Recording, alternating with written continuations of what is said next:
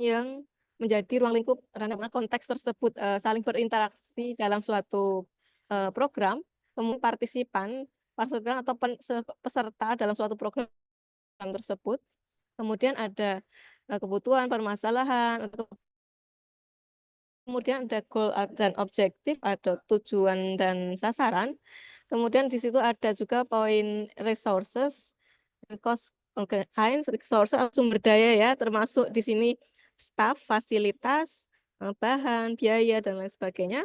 Kemudian, eee, ada juga aktivitas, kegiatan prosedural, termasuk juga kebijakan. Kemudian di sini ada, model logika atau asumsi teori dari program yang dilaksanakan seperti itu. Menjelaskan bagaimana dan mengapa dan bagaimana program itu harus bekerja. Kemudian ada juga di sini keluaran atau output, result, benefit, outcomes, atau luaran jangka panjang dan dampak seperti itu. Nah, ini untuk gambaran dari ini ya, di buku yang saya kutip seperti itu. Istilahnya di sini bisa jadi bagan seperti ini, di sini ada konteks, resources, kemudian di sini program komponen, komponen program, di sini outcomes. Outcome-nya di short term ya, di sini ada dampak. Jadi di sini ini semua adalah ruang lingkup dari evaluasi. Jadi di sini semua ini nanti ada evaluasinya seperti itu. Jadi di sini kalau diurutkan juga seperti ini, ada resources, activities, jadi di sini nanti ada apa istilahnya, ada kegiatan atau interaksi antar komponen penyusun program seperti itu. Bagaimana program itu harusnya bekerja dan mengapa bagaimana program itu bekerja, bagaimana seharusnya seperti itu. Jadi resources mungkin, saling dengan aktivitas atau aktivitas nanti yang dilakukan implementasinya akan, berinteraksi dengan hasilnya dan bagaimana dengan partisipa atau peserta seperti itu, dan bagaimana nanti, hasil dari short term atau output seperti itu ya, dan nanti atau ada juga dengan dampaknya sampai seperti itu. Kemudian apabila dikaitkan dengan evaluasi program pembelajaran seperti itu ya, di sini saya, karena kemarin presentasi dari Mas Ihsan sudah membahas mengenai, program pembelajaran, ruang ruang lingkup program pembelajaran, berarti kan evaluasinya tidak jauh dari evaluasi dari, eee, ruang lingkup atau yang ada di program pembelajaran itu sendiri. Jadi yang pertama di situ ada kurikulum, kemudian ada tujuan pembelajaran, kemudian ada materi pembelajaran, kemudian ada metode pembelajaran, ada model pembelajaran, ada media dan sumber belajar, kemudian ada peserta pembelajaran, kemudian ada pengajar atau fasilitator, kemudian ada waktu dan jadwal, selanjutnya ada lingkungan pembelajaran, indikator pembelajaran, dan terakhir ada evaluasi dari sebuah pembelajaran.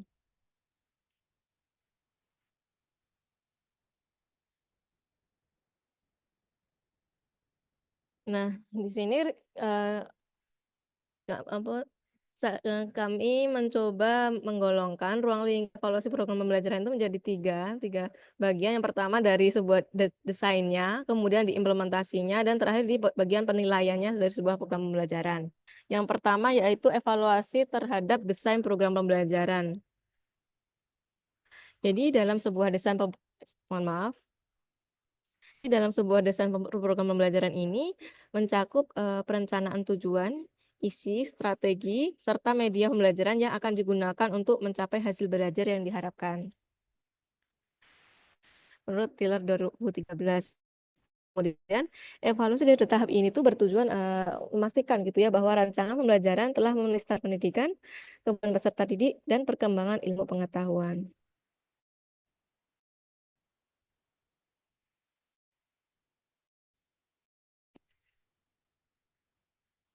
Nah, ini hanya beberapa bagian seperti itu, kami tidak mengerti semuanya. Pertama yaitu keselarasan dengan tujuan pembelajaran. Evaluasi dilakukan, untuk, memastikan apakah program dirancang sesuai dengan tujuan pembelajaran yang spesifik dan terukur. Setelah itu, tujuan pembelajaran sudah harus relevan dengan standar kompetensi yang telah ditentukan dengan kurikulum. Yang kedua yang bisa dievaluasi adalah kesesuaian kurikulum dan materi pembelajaran. Jadi kurikulum dan materi pembelajaran tentu saja harus sesuai dengan standar nasional maupun internasional serta relevan kebutuhan peserta didik. Kemudian yang ketiga, aspek yang dievaluasi dalam desain program pembelajaran yaitu keefektifan strategi dan model pembelajaran. Ya, evaluasi strategi pembelajaran bertujuan untuk menilai apakah pendekatan yang digunakan mendukung ketercapaian tujuan pembelajaran. Model pembelajaran yang diterapkan harus mempertimbangkan teori belajar yang telah terbukti efektif. Misalnya seperti pendekatan berbasis konstruktivisme atau kognitivisme.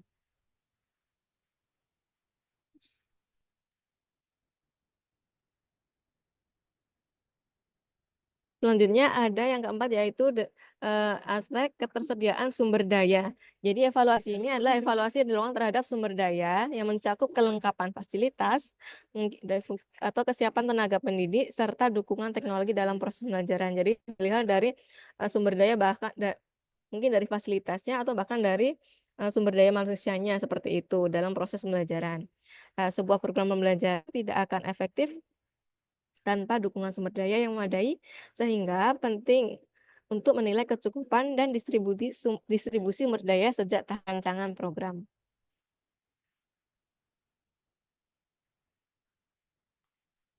Kemudian masuk yang kedua, bagian evaluasi terhadap implementasi program pembelajaran. Evaluasi implementasi dalam program bertujuan untuk menilai bagaimana suatu program diterapkan dalam lingkungan pembelajaran dan sejauh mana program sesuai dengan rencana awal. Jadi ketika diimplementasikan tuh juga perlu dievaluasi. Jadi menilai bagaimana program faktanya dijalankannya bagaimana dan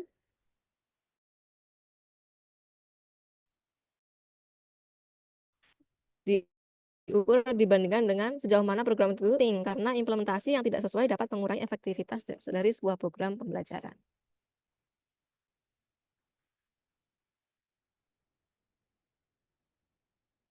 Nah, aspek-aspek yang dievaluasi dalam implementasi program pembelajaran, yang pertama ada kesesuaian implementasi rancangan awal. Evaluasi ini dilakukan untuk melihat apakah program dilaksanakan sesuai dengan perencanaan atau mengalami deviasi signifikan. Jadi faktor seperti kesiapan guru, keterlibatan siswa, serta penggunaan sumber daya menjadi fokus utama dalam evaluasi implementasi. Jadi di sini itu ya dilihat dari sumber daya yang tadi, kesiapan guru dan keterlibatan siswa. Jadi lebih kepada interaksinya antar komponen guru, sumber daya manusia seperti itu. Yang kedua ada yang bisa dievaluasi adalah aspek efektivitas proses pembelajaran. Ini implementasi strategi pembelajaran harus dievaluasi berdasarkan efektivitasnya dalam meningkatkan pemahaman siswa atau proses pembelajaran siswa. Misalnya, apakah pendekatan berbasis teknologi meningkatkan partisipasi siswa atau justru menjadi hambatan.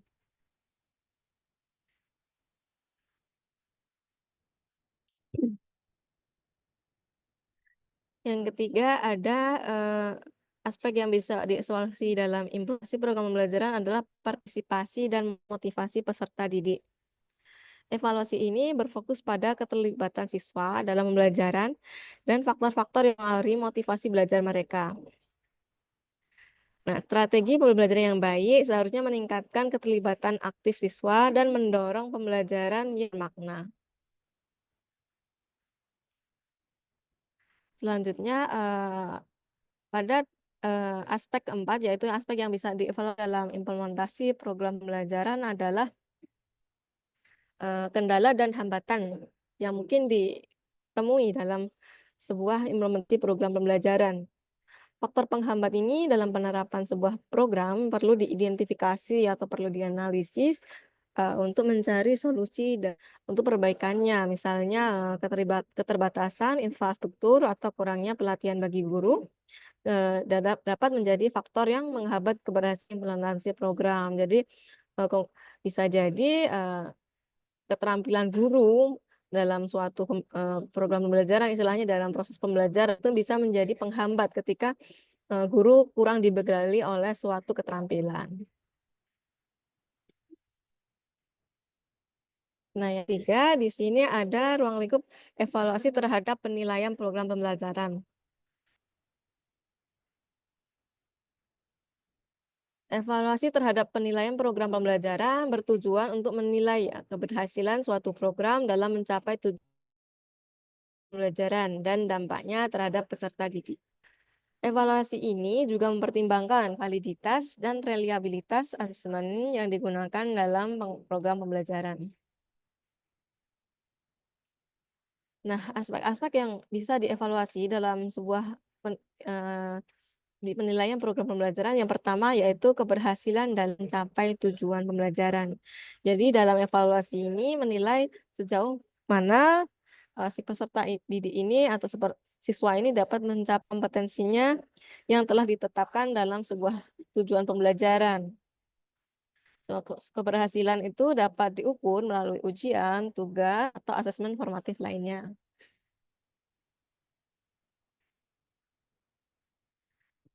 Yang kedua, aspek yang di dalam penilaian program pembelajaran adalah kevalitan dan reliabilitas asesmen.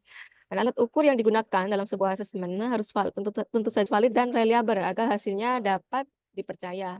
Misalnya, apakah tes benar-benar mengukur kompetensi yang diharapkan atau justru memiliki bias tertentu. Jadi dia tuh tetap harus valid dan reliable seperti itu. Valid.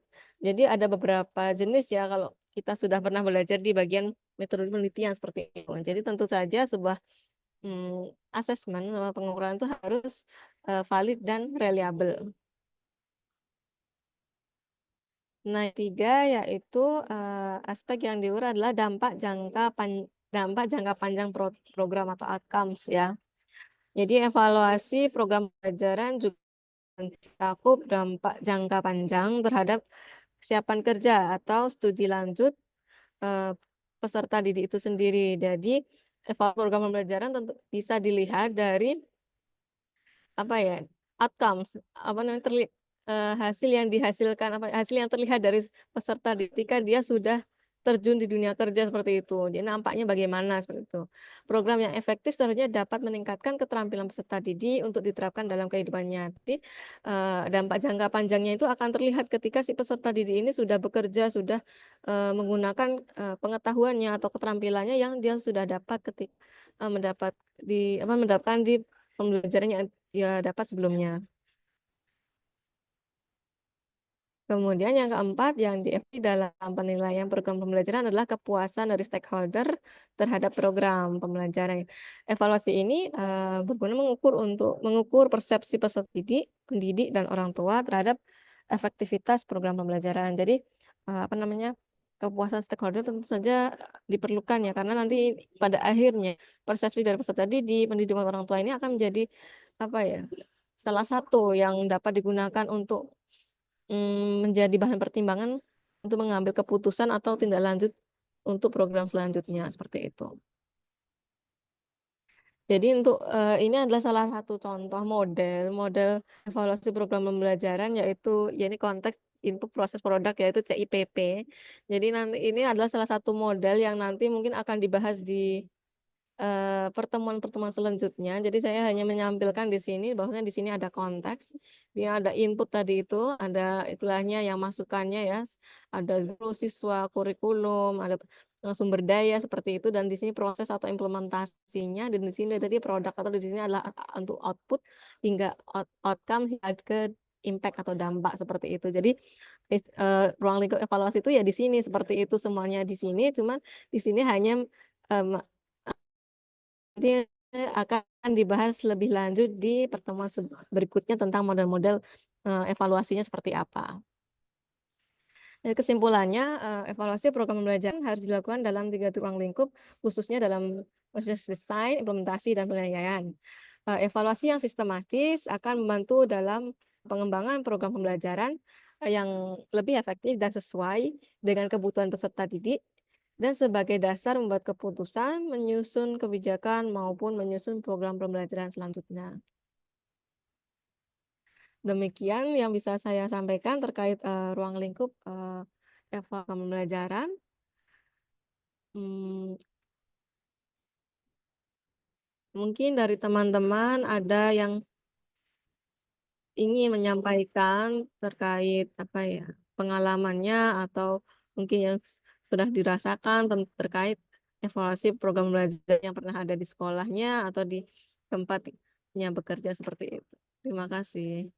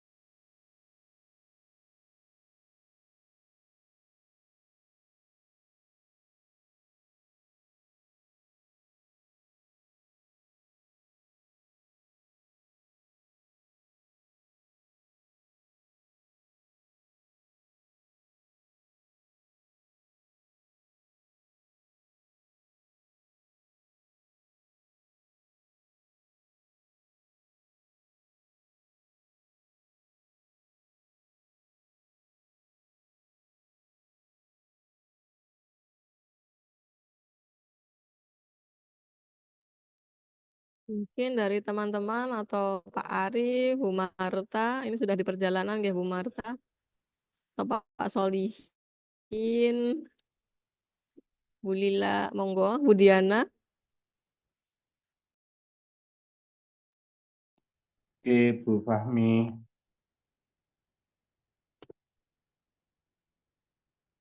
Suara saya kedengaran, Bu Fahmi? Iya, Pak Arif. Bu, ini materinya belum bisa di grup ya?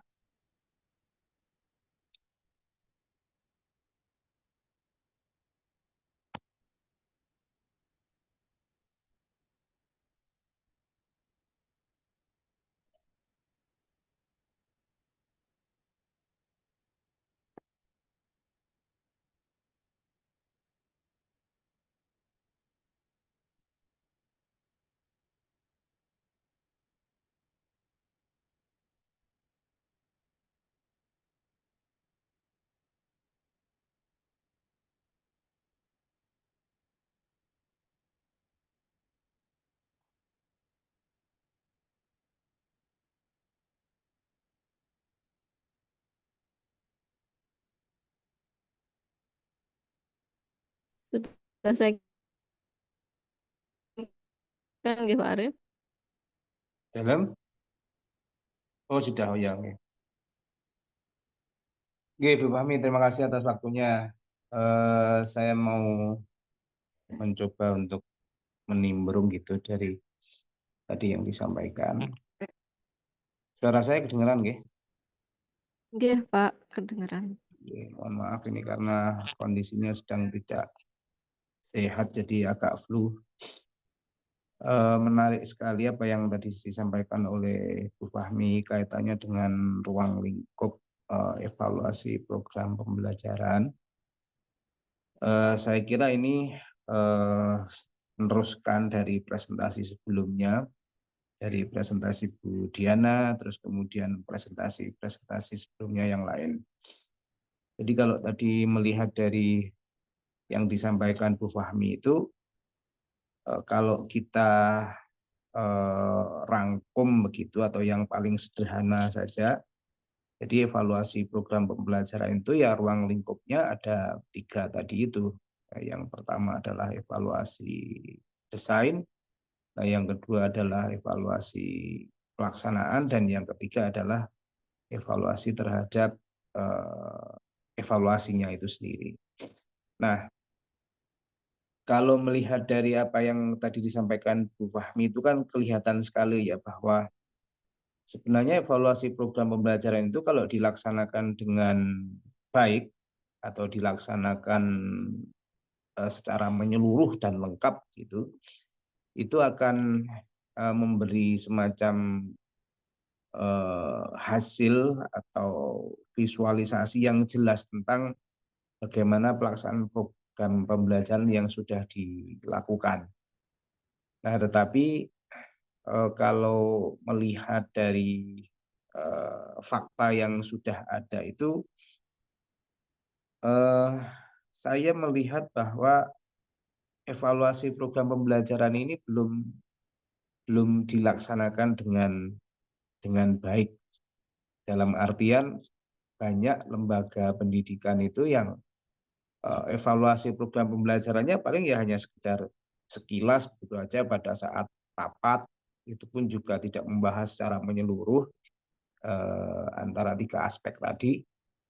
Dan evaluasi itu yang paling masih dominan ya evaluasi hasil belajar yang dilakukan itu. Nah, mungkin Bu Fahmi atau teman-teman yang lain bisa memberi semacam testimoni begitu atau memberi semacam contoh best practice kaitannya dengan evaluasi program pembelajaran misalnya, biar nanti kita juga bisa mendapatkan beberapa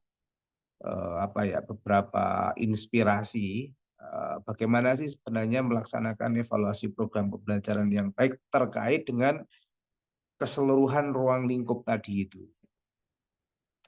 Kalau misalkan kita sekarang di UNY itu mungkin Bu Fahmi kan juga di UNY yang evaluasi program pembelajarannya menurut saya sudah sangat bagus, tetapi bagaimana biar itu semuanya bisa terlaksana dengan baik, komitmen bersama misalkan, karena kemarin kita juga beberapa waktu lalu kan baru saja dikasih share untuk segera melakukan evaluasi apa itu pelaksanaan perkuliahan. Nah, kayak gitu-gitu itu kan juga sebenarnya bagian dari evaluasi program pembelajaran ya.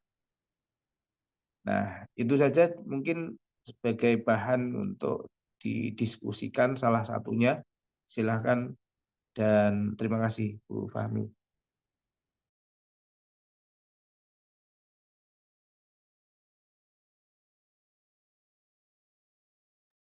Baik, terima kasih Pak Ari.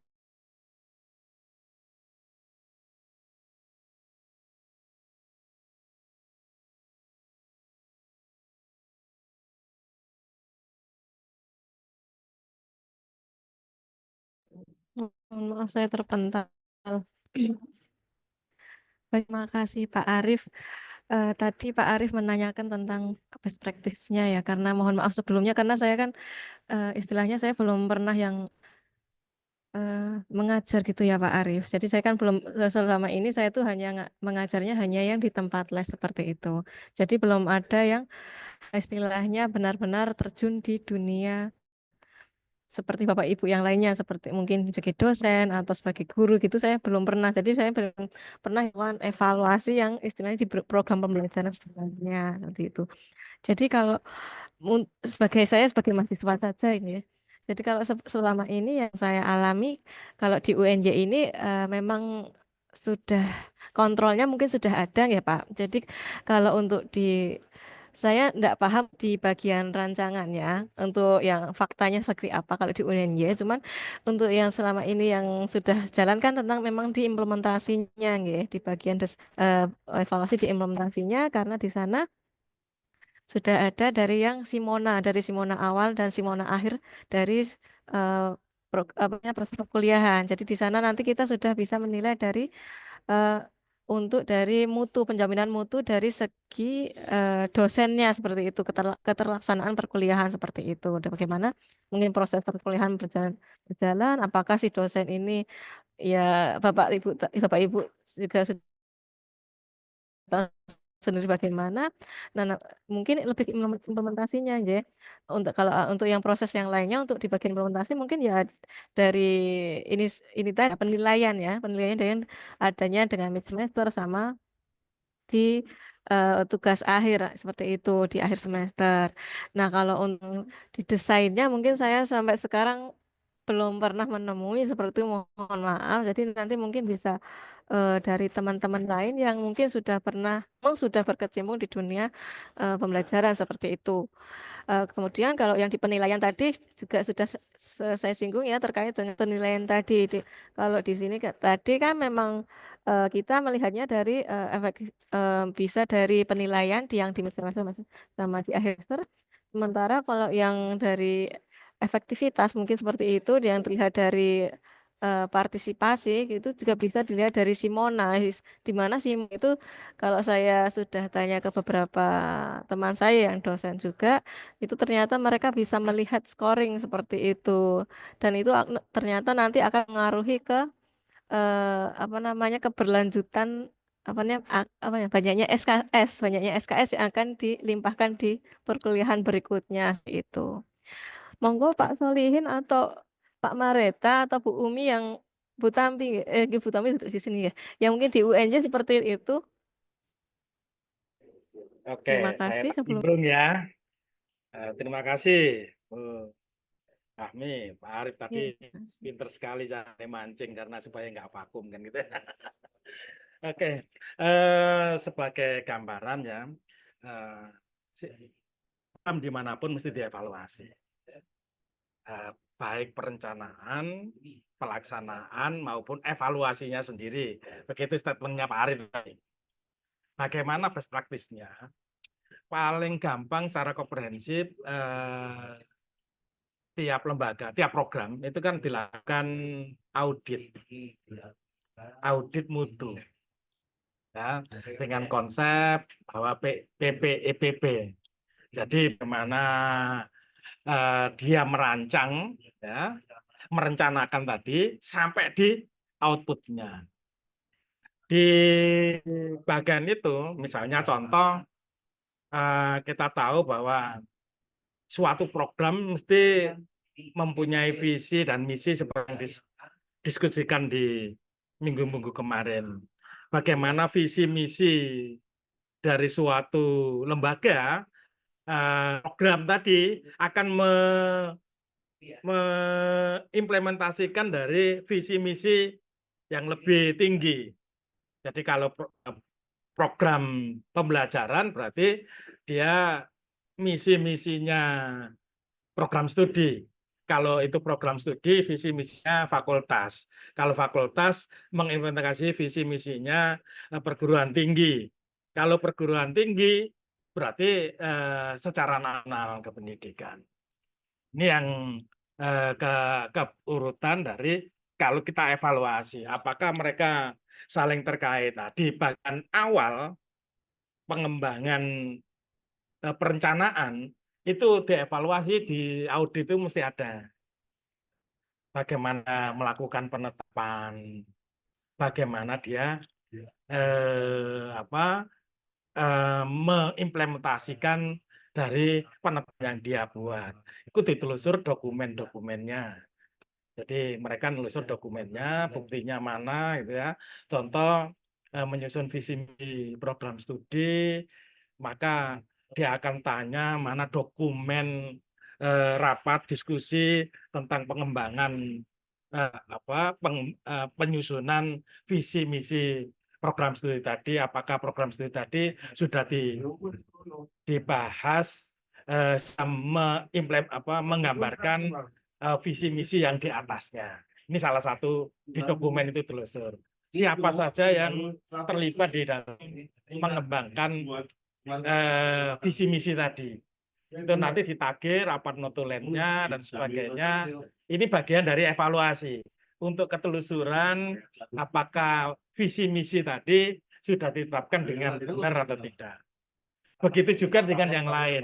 Kalau saya pencet ke pembelajaran.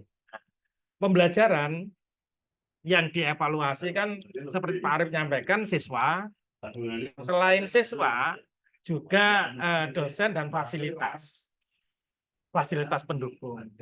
Kalau dalam sistem manajemen mutu, kita lihat bahwa tiap fasilitas harus dipastikan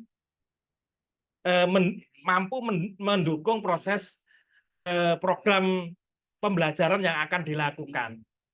Jadi ada kontrol kesiapan fasilitas. Misalnya contoh kalau kita kuliah di dalam kelas, kuliahnya itu daring gitu ya atau blended, maka di fasilitas di sana, jumlah kursi, meja kursinya itu sesuai dengan kapasitas tidak. Kalau kelas kita yang waktu Pak Gito itu kan sampai 17 mahasiswa, berarti cukup enggak itu? Nah, itu bagian dari checking untuk ngontrol bahwa fasilitas itu mampu mendukung yang digunakan. Terus digunakan blended. Apakah wifi-nya mendukung, sarana IT-nya juga mampu mendukung dan sebagainya. Ini bagian yang kontrol yang dievaluasi selama proses di aspek daya dukung fasilitas. Kalau dari sisi PBM, dosen itu biasanya dievaluasi oleh beberapa pihak. Yang utamanya memang seperti sampaikan Mbak Fahmi tadi, dievaluasi dari mahasiswa. Karena dosen fungsi pelayanan, di mana pelayanan dosen tadi sesuai dengan harapan mahasiswa, karena mahasiswa selaku konsumen. Dia merasakan apa yang dia terima enggak. Nah, itulah yang kita Pak Arif tadi nyampaikan di awal semester biasanya dilakukan evaluasi apakah dosen-dosen itu sudah memenuhi dengan standar yang dia buat itu. Terus kita selaku mahasiswa melakukan pengisian. Selain di awal juga di akhir. Jadi awal dan akhir ini nanti direkam di laporan kinerja, salah satu kinerja dosen. Salah satu kinerja dosen dari input mahasiswa. Seperti Mbak Fahmi tadi katakan, ini kadang-kadang selaku pemimpin sering mengalami kesulitan. Sudah tahu kalau orang-orang itu yang sering bermalah gitu ya, atau dinilai mahasiswa pelayanannya kurang baik. Mau diapain gitu ya. Secara normal memang normal seperti sampaikan Pak Arif tadi itu dipaparkan di forum rapat angka-angkanya. Seharusnya yang paling bagus memang yang memang ekstrem memang kita bina secara personal. Artinya kita temui ini problem kalau yang ekstrem ya, yang memang perlu penyelesaian.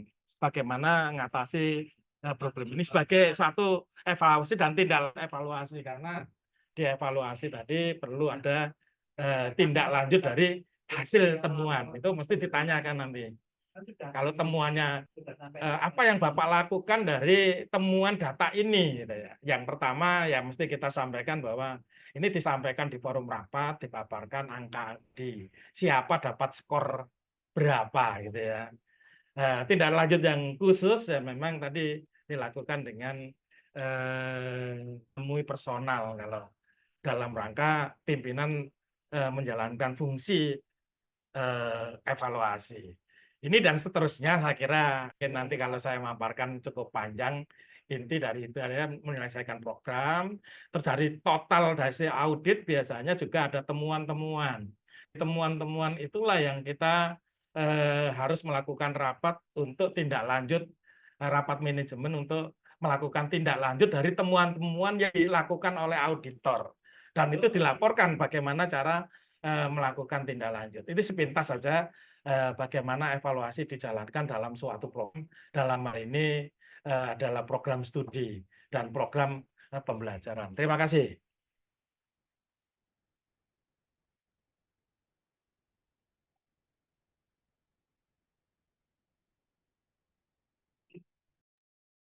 Terima kasih Pak Solihin atas penjelasannya tadi ya. Mungkin sebelum yang lain menambah, tadi yang disampaikan Pak Solihin itu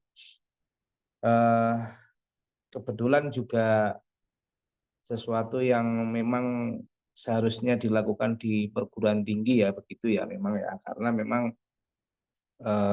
audit mutu internal itu aktivitas tahunan yang harus dilakukan untuk menjaga mutu program pembelajaran di perguruan tinggi.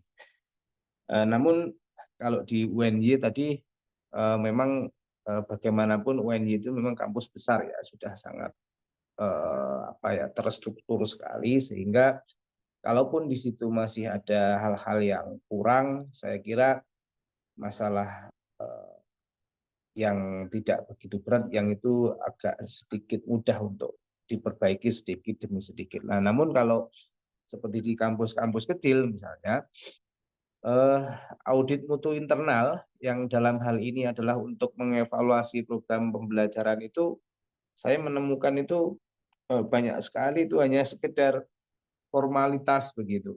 Dalam artian ya, karena audit mutu internal itu kan di unit paling bawah yang ditemui kajurnya gitu. Tidak sampai pada dosennya, lalu kemudian tidak sampai pada mahasiswanya untuk apa namanya, dicek, dievaluasi satu-satu, sehingga ketua jurusan ini pun juga berusaha bagaimana biar hasil auditnya itu tidak jelek-jelek amat, maka dokumen-dokumen yang ada itu sebagian di karang sendiri begitu.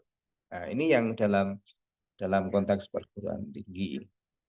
Saya kira itu hal-hal yang perlu untuk kita cermati dalam evaluasi program pembelajaran. Nah, kemudian yang kedua ini yang lebih menarik lagi, mungkin nanti Bu Diana ya ini yang bisa menjelaskan. Kalau di sekolah itu bagaimana itu evaluasi program pembelajaran?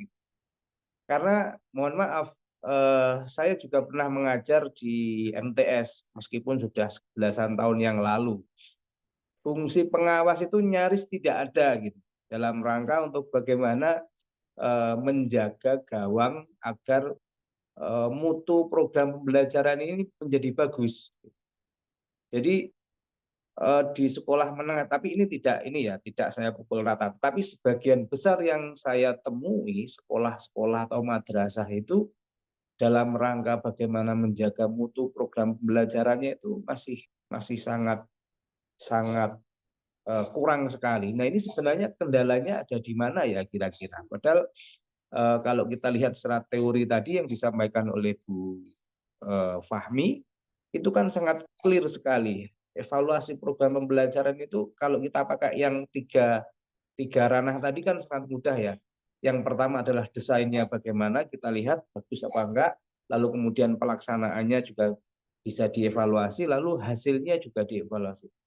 Saya kira sebenarnya melakukan tiga hal itu bukan sesuatu yang sulit.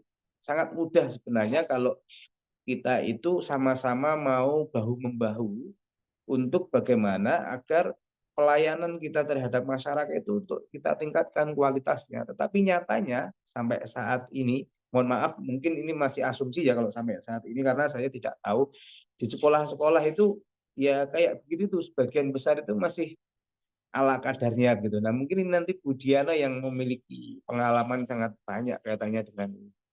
Ya, terima kasih. Gitu Bu Fahmi, saya kembalikan.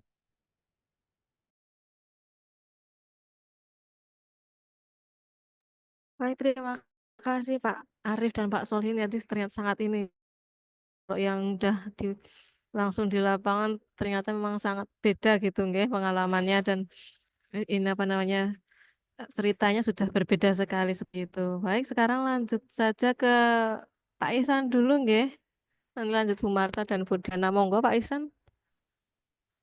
Jadi terima kasih Bu Fahmi. Jadi yang ingin saya tanyakan Ibu, ini kayaknya di luar topik teman-temannya tadi ya, lagi fokus, nanti bisa saling bergabung gitu. Terkait ini kan evaluasi program belajar itu kan pasti ada orang atau bagian yang bertugas untuk melakukan itu ya, Ibu. Nah, pertanyaan saya adalah siapa sih yang punya wewenang untuk melakukan evaluasi dari sebuah program belajaran? Karena sebenarnya dulu kita ketika di kampus pernah ada sedikit perdebatan gitu ya, ketika ada mahasiswa S1 yang pengen membuat judul skripsi melakukan evaluasi terhadap pembelajaran di sekolah itu ada pro dan kontra gitu. Yang kontra bilang bahwa bagaimana caranya teman-teman anak-anak yang belum punya kemampuan gitu ya, belum tamat S1 menilai proses pembelajaran orang di atas yang punya pengalaman gitu. Nah, pertanyaan saya dari sudut pandang Bu Fahmi sendiri, apa sih kriteria bagi seorang yang ingin melakukan evaluasi terhadap program belajar itu sendiri? Apakah orang-orang yang tidak punya pengalaman atau expert di bidang itu tuh boleh melakukan hal tersebut, Bu Fahmi?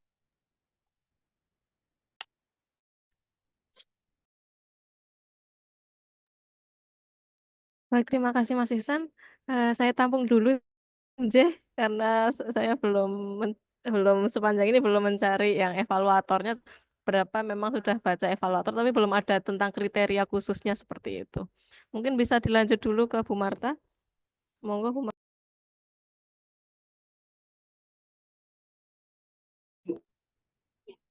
kasih Fahmi tadi untuk penjelasannya yang sangat lengkap ya dan detail. Nah, mungkin saya akan mulai dulu dengan ini yang tadi Pak Ihsan menarik juga ya Pak. Kalau yang saya tahu di universitas itu ada yang namanya LP, kalau di tempat kami ya, itu ada lembaga pengawasan mutu universitas Pak. Jadi kalau di UPH memang kami ada departemen khusus Pak untuk menjadi pengawas mutu yang sudah ada timnya, jadi untuk nanti membantu audit internal dan juga tentunya didukung oleh tim ya, tim baik fakultas ya maupun jurusan. Nah, jadi itu memang menjadi satu tim. Nah, tentunya kriteria itu kalau yang saya selama ini lakukan ya saya mengacu, kita kan selalu membuat perencanaan ya, jadi Renstra baik rencana strategis universitas atau rencana strategis baik dari fakultas dan juga program studi. Nah, jadi tentunya acuan-acuan itu sudah disusun ya, ditetapkan kita ya tadi Pak Solkin sampaikan juga ada kaitannya sama visi misi, tetapi itu tidak hanya visi misi ya, tetapi ada banyak kriteria-kriteria yang lain. Jadi istilahnya kalau akreditasi itu nggak cuman kalau nanti kita mau akreditasi kalau kita pakai lamdik begitu bukan ya, tetapi juga secara internal itu dilakukan. Tentunya itu dilakukan oleh orang-orang yang memang tahu nih apa standar-standar yang diharapkan. Tentunya kalau dari program studi ini adalah tanggung jawab terbesarnya adalah ya di ketua jurusan ya, departemennya itu yang menjadi penanggung jawab utama. Nah, mungkin saya sedikit berbagi juga untuk konteks yang ada di sekolah. Karena saya pernah punya pengalaman di sekolah. Jadi kalau di sekolah sebetulnya evaluasi pembelajaran itu dilakukan ya, dan tentunya ini yang menjadi penanggung jawab siapa? Tentunya pemimpin sekolah. Itu tanggung jawab dari kepala sekolah. Nah, kepala sekolah sendiri kan kita juga menyusun kurikulum ya. Ibu Diana tolong koreksi atau lengkapi apa yang saya sampaikan karena saya kan cut off terakhirnya kan sampai di 2020 ya. Nah, tapi sebelum itu saya menjalankan peran itu. Nah, jadi biasanya saya akan menyusun dokumen KTSP, ada KTSP 1, KTSP 2, kalau dulu namanya itu ya KTSP 1, 2, dan tentunya di situ sudah ada standar-standar yang harus dicapai oleh sekolah. Nah, kemudian biasanya kalau yang biasa saya lakukan, selain saya juga mencermati hasil belajar dari siswa, nah saya biasanya juga akan memanggil guru-guru ya, jadi di awal tuh saya sudah akan ajak diskusi, dan saya juga sudah mempunyai catatan ya, hal-hal yang perlu dicermati, dan itu menjadi goal, yang artinya goal sekolah itu dengan program pembelajarannya itu tidak bisa berjalan sendiri, ini butuh dukungan dari guru-guru. Bagaimana dia menyusun rencana pembelajarannya, bagaimana dia melaksanakannya, bagaimana nanti mengevaluasinya. Itu setiap guru sudah mempunyai dokumen-dokumen yang sudah kita sepakati di awal pembelajaran, di awal sebelum semester itu dimulai. Nah, lalu setelah itu saya berkoordinasi dengan tim, biasanya ada wakil kepala sekolah bagian kurikulum gitu ya. Nah, nanti kita akan berbagi tugas, lalu akan dilakukan supervisi di dalam kelas. Untuk kita melihat bagaimana nih implementasinya, sesuai nggak cara apa yang sudah dilakukan oleh guru ya di RPP-nya dengan apa yang ada di dalam kelas. Jadi ada supervisi yang terjadwal. Nah, jadi dari situ pun kita juga akhirnya bisa memantau kalau misalnya ada hal yang sudah baik ya kita berikan penguatan kepada guru. Tapi kalau misalnya ada hal-hal yang kurang tepat ya kita bisa segera koreksi. Jangan sampai nanti kebablasan sampai akhir tahun ternyata gurunya masih jalan di tempat atau melakukan hal yang kurang tepat. Nah, tentunya hal ini perlu koordinasi, komunikasi, relasi juga dengan guru sehingga mereka juga tahu ini bukan kita nyari-nyari kesalahan ya, tetapi kita boleh sama-sama bertumbuh untuk akhirnya pelaksanaan dari program pembelajaran itu menjadi baik. Nah, itu terus dilakukan, dievaluasi ya. Nah, jadi nanti kalau misalnya di akhir tahun ajaran kita bisa lihat kembali. Guru diajak kembali bertemu untuk sekarang lihat nih dari perencanaan yang dibuat di awal semester itu, bagian mana yang sudah tercapai, bagian mana yang belum, dan bagian mana yang harus ditingkatkan. Nah, itu yang dilakukan. Nah, saya sendiri sangat terbantu dengan pengawas sekolah karena hubungan kami cukup baik. Jadi setiap kali pengawas sekolah datang, saya juga bisa menunjukkan dokumen-dokumen yang dibuat oleh guru. Saya juga mengajak pengawas sekolah masuk ke kelas-kelas sehingga guru-guru juga melihat bahwa tanggung jawab ini ya juga dikerjakan bersama ya, dan pengawas sekolah juga bisa memberikan input-input dan juga penguatan kepada guru-guru. Jadi itu yang biasa saya lakukan di sekolah. Jadi tidak sebatas hanya di hasil akhir dari siswa. Bahkan saya kadang kalau lihat hasilnya kok kurang gitu, saya juga bisa tanya sama guru ini desain untuk membuat soal-soal ujiannya seperti apa. Nah, itu juga kita bisa lihat sesuai nggak antara soal yang dibuat dengan tujuan pembelajaran yang ingin dicapai.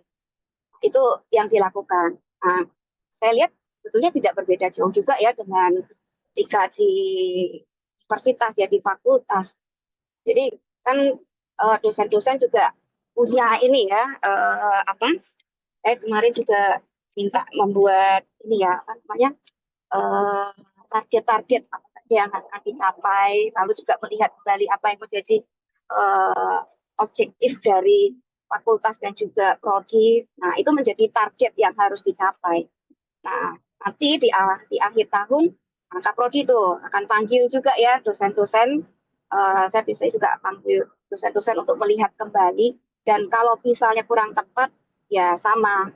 Kami bisa diberikan penguatan. Bahkan kalau misalnya ada hal-hal yang nggak pas juga, kita bisa diminta untuk membuat refleksi begitu ya, atas apa yang kami kerjakan, yang tujuannya adalah untuk perbaikan juga, sehingga hal ini bisa terus ditingkatkan.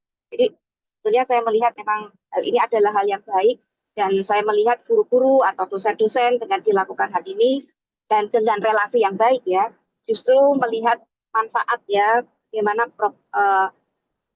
untuk rangkaian supaya pembelajaran itu menjadi lebih baik, dan ketika hasilnya baik kan guru dan dosen juga senang ya, dan biasanya mereka akan berterima kasih karena mendapatkan input-input yang baik untuk progres mereka ya, sehingga mereka juga dapat meningkatkan kualitas pembelajaran. Demikian Bapak Ibu sharing yang bisa saya sampaikan. Terima kasih Bu Marta.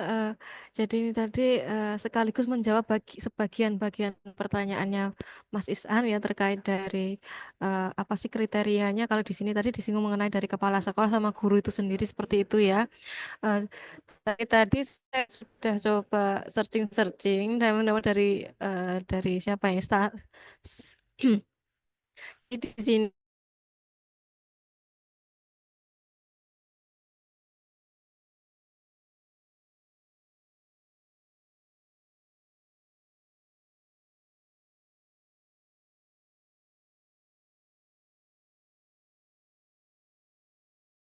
dia memiliki kompetensi dalam evaluasi pendidikan, kemudian jelas harus memiliki pemahaman terhadap program pembelajaran yang dievaluasi, bersifat objektif dan independen, kemudian mampu menggunakan instrumen, berorientasi pada perbaikan program, memahami kebijakan dan regulasi pendidikan. Berarti dia di sini jelas harus sudah luas ya Pak, namanya pengetahuannya tentang, contohnya saja mungkin di Indonesia seperti itu ya. Jadi dia seharusnya sudah tahu bagaimana regulasi kebijakan yang selama ini ada di Indonesia, historinya bagaimana, kemudian jelas dia sudah harus bisa berkomunikasi dan berkoordinasi dengan berbagai pihak.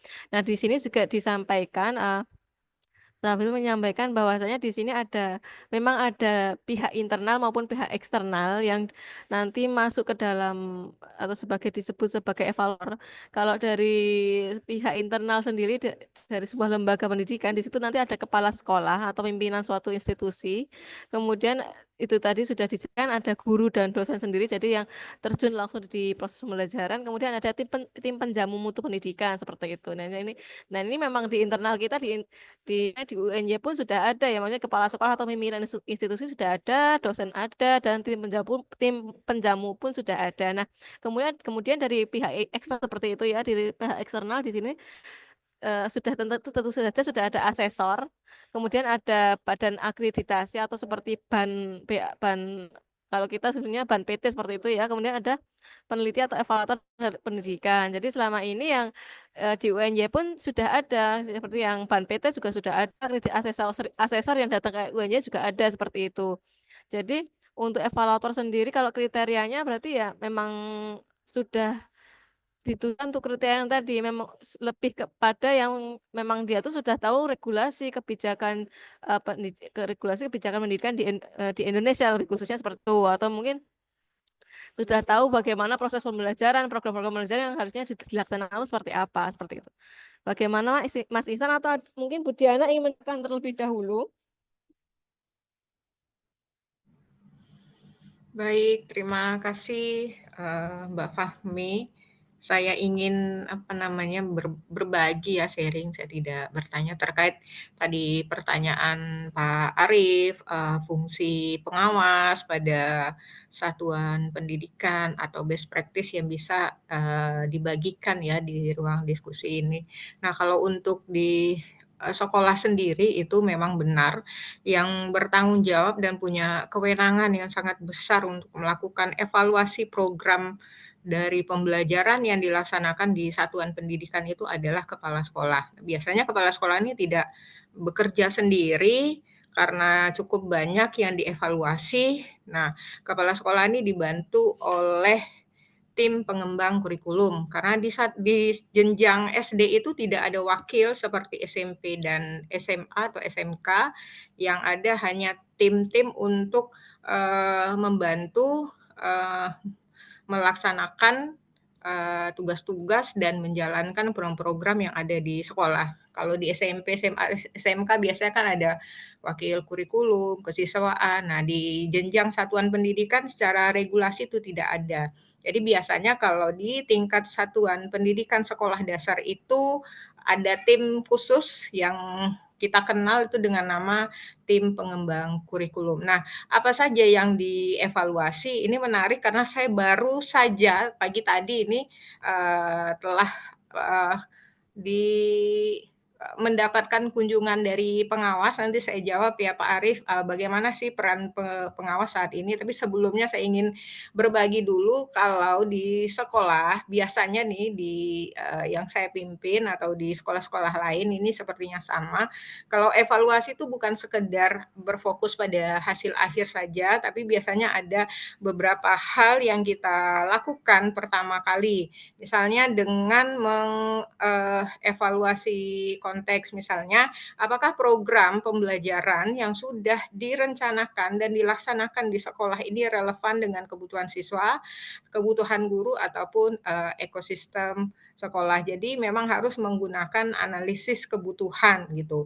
Nah, bagaimana caranya? Biasanya ini kami mengadakan diskusi dengan guru, siswa, dan komite sekolah. Kemudian kami juga menganalisis dari data rapor pendidikan yang keluar itu setiap tahun, dan bagaimana hasil dari rapor pendidikan itu dapat ditindaklanjuti. Kemudian setelah memahami konteks, lanjut juga mengevaluasi input.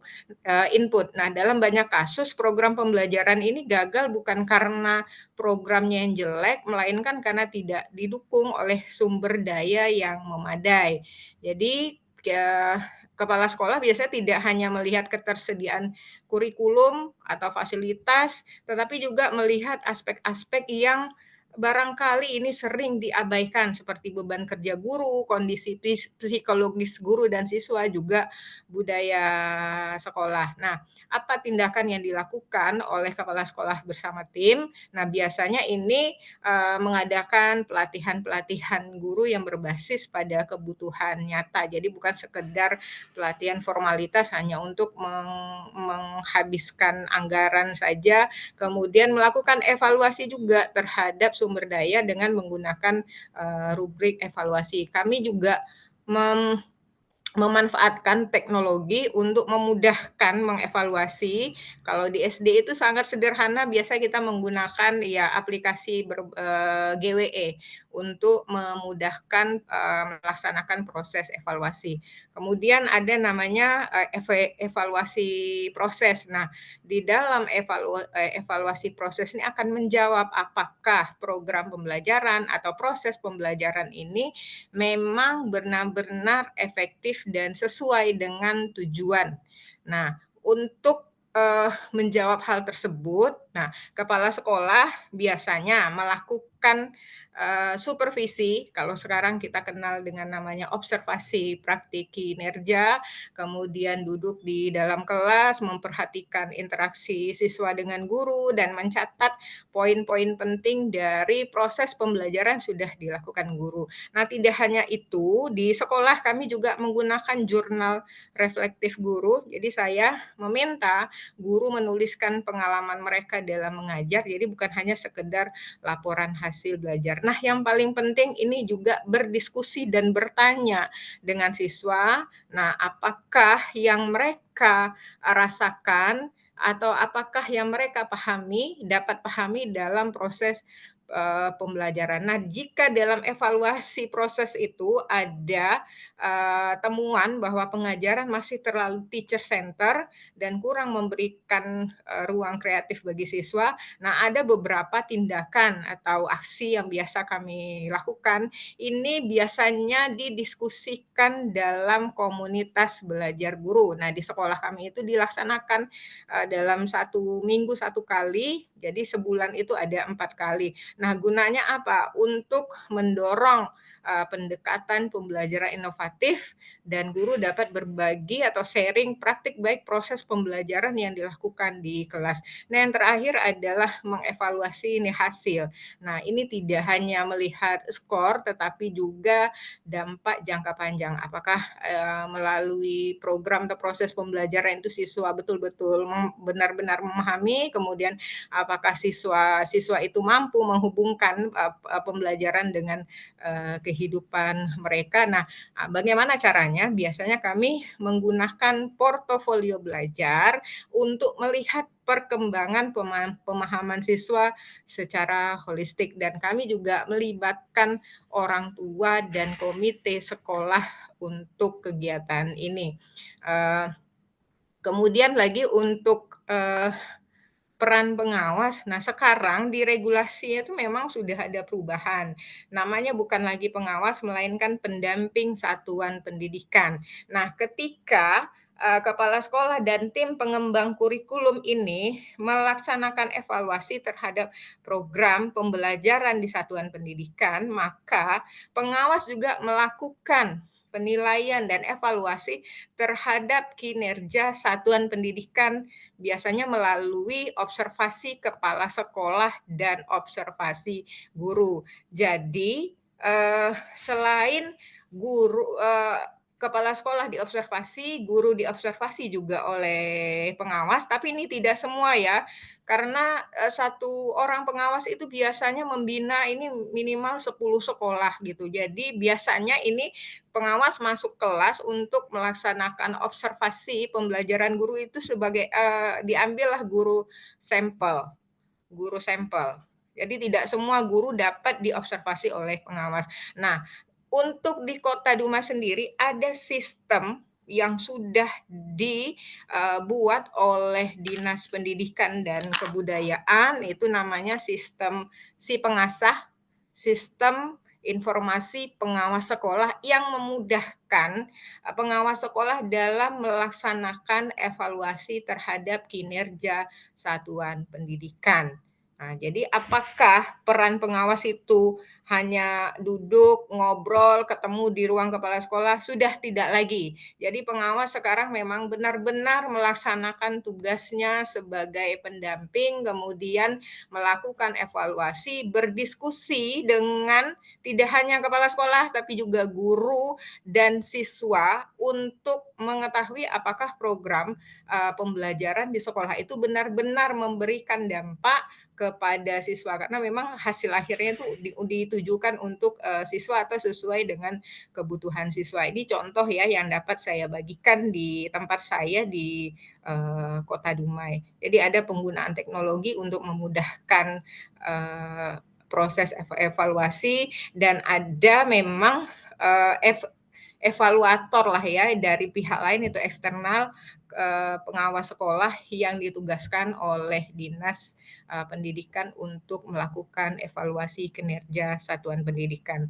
Nah, di sekolah biasanya juga dilibatkan komite sekolah dan orang tua untuk melakukan evaluasi terhadap program-program pembelajaran. Biasanya kami menggunakan alat bantu Google Form yang sangat sederhana, tapi hasilnya memang dapat memberikan tindak lanjut apakah program kami memang benar-benar sesuai dengan kebutuhan siswa yang diharapkan oleh orang tua dan lain sebagainya terkait hal tersebut.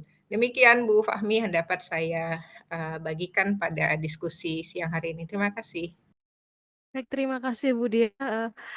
Tadi intinya kalau ini ya karena tadi di sekolah seperti itu ya, jadi dari sudut pandang dari pengalaman Bu Diana seperti itu memang, asesor dari luar atau dari eksternal itu memang ada ya, nyebutnya kita sekarang adalah tadi pendamping satuan pendidikan seperti itu ya. Dan, di sana sendiri dampingin satuan pendidikan atau kita dulu kita menyebutnya pengawas seperti itu ya, memang, mereka ini melakukan evaluasinya dengan cara mengobservasi kepala sekolah dan observasi ke guru-guru seperti itu. Dan dari kepala sekolah pun juga melakukan evaluasi terhadap, program pembelajaran di sekolah dengan cara tadi, Bu Diana menyampaikan bisa melalui komite maupun dari orang tua dan, berinteraksi langsung kepada siswa seperti itu nggih Bu Diana?